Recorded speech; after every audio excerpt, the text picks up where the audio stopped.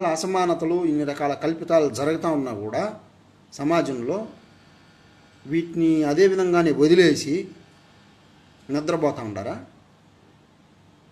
ప్రజల దగ్గర డబ్బులు వసూలు చేసుకొని కోట్ల రూపాయల ఫండ్స్ దొబ్బి తింటా ఉండే వాళ్ళు ఎవరు?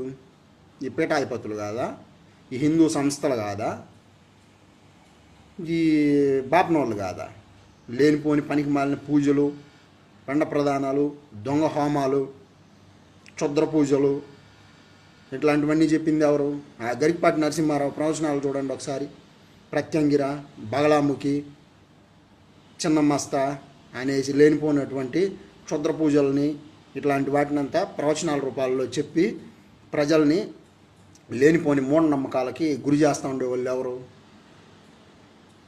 తేజస్వి శర్మ అనే అతను కూడా చెప్పినాడు, ప్రత్యంగిర అనేది హోమం జరిపించినాము భారతదేశంలో పెద్ద